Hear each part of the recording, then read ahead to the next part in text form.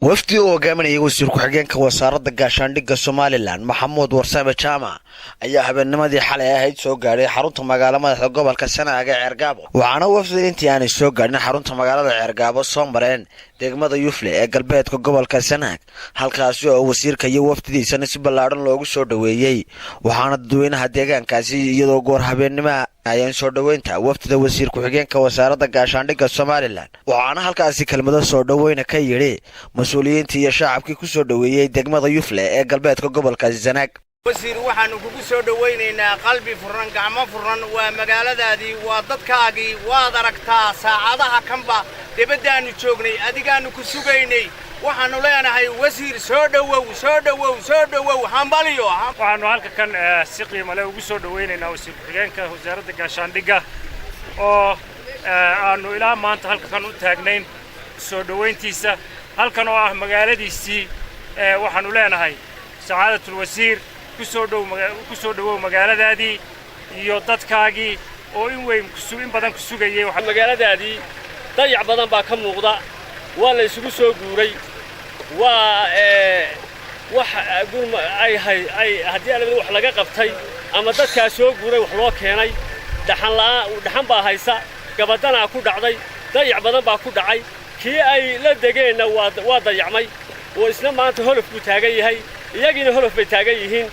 waxa uun u gacma taagaysaan xagga galbeed xaggana soo eega ugu dambeyntiina waxaa halkaasi faahfaahin ka bixiyay ujeedada socdaalkooda wafdidii uu hogaaminaya wasiir ku-xigeenka wasaaradda gaashaandhigga Somaliland iyagoo ugu mahadnaqay soo dhaweynta ballaaran ee goortan habeennimada u sameeyeen halkan waa degmadii Yufle sida ballaaran aan noo soo dhaweyseen wasiirka u soo dhaweyseen aad iyo aad baan idinka mahad celinaynaa meelo badan ayaa la tuman yahay oo runtii hadalka waanu soo gaabinaynaa wasiirku wuxuu gogol xaar u yahay wafdi heer qaran oo madaxweynaha qaranku hogaaminayo oo insha Allah taala ka soo mari doona bismillaahir rahmaanir rahiim runtii shucuurtayda ma qiyaasi karo dadweynaha degmada Yufle ilaa caruurtii haweenkii waayeelkii maamulkii degmada iyo dhalinyaradii aad baan ugu mahadnaqayaa xilliga aaminta ee habeenka ee dhaxanta ee la xiroon jiray aynu halkan inaad nagu soo dhaweysaan oo nagu qaabishaan runtii dareen na damqayo na taabanaya oo la jecelo oo ehelnimo oo kalgacal leh baa noo muujiseen aniguna waan jecelahay Yufle magaaladaydii caawinay aan halkan la joogana farxad gaar ah ay tahay intaasi kadibna waxaa wafdigan loo soo galbiyay dhanka magaalada Ceergaabo iyadoo duleedka magaalada Ceergaabana ay wafdini ku soo dhaweeyeen bada saabka gobolka Sanaag madax dhaqameed cuqaal dhalinyaro haween iyo dadweyne kale oo tira badan intaasi kadibna waxaa iyaguna halkaasi ka hadlay mas'uuliyiinta iyo shacabkii u taagnaa soo dhaweyntooda Maxamuud Warsame oo aan idin sugaynay ilaa maanta oo dhexe kalaanu taagnay wasiirka waa soo dhaweynaynaa magaaladu waa magaalada wasiir ku-xigeenka wasaaradda gaashaandhigga Maxamuud Warsame Jaamac oo aanu meesha caagadaadu la yiraahdo ilaa Yufle kaga hornimi isaguna waa salaamay gaashaandhigga magaalada oo dhamina waa tuban tahay gaadiidka waa aragtaan wasiirku aad ay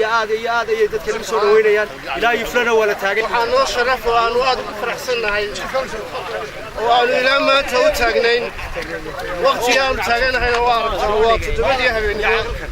waxaanu soo dhaweynaynaa oo aanu degmada Ceergaabo ku soo dhaweynaynaa wasiir ku-xigeenka wasaaradda gaashaandhigga mudane Maxamuud Warsame Jaamac gobolkii iyo degmooyinkiisii oo ay diyaar kugu yihiin dadkii oo dhammi gacmo furan iyo qalbi furan baad ku soo dhawaanaysaa Maxamuud Warsame Jaamac gacmo furan baanu ku soo dhaweynaynaa haddana nahay gobolka Sanaag halkan maanta waxaynu ku soo dhaweynaynaa wasiir ku-xigeenka gaashaandhigga Jamhuuriyadda Somaliland mudane Maxamuud Warsame Jaamac iyo wafdi ballaaran oo hogaaminayay waxaanu leenahay mudane wasiir ku soo dhawow gobolka Sanaag gaar ahaan magaaladaadii Ceergaabo ee markii hore xildhibaanka golaha deegaanka ka ahayd Maxamuud Warsame Jaamac wasiir ku-xigeenka wasaaradda gaashaandhigga Somaliland ayaa isaguna halkaasi uga mahadnaqay mas'uuliyiintii soo dhaweysay isagoo sidoo kalena ka hadlay ujeedada socdaalkiisa salka ku hayo reer Ceergaabo ee halkan ugu soo dhaweeyay aad baa u mahadsantihiin aad baan idinka mahadnaqaynaa farxad weyn bay ii tahay in duleedka magaalada Ceergaabo iyadoo goor habeennimo ay idin waqtigiina soo hortaan waxaan u soconnaa oo aanu unahay gogol xaadh u ahay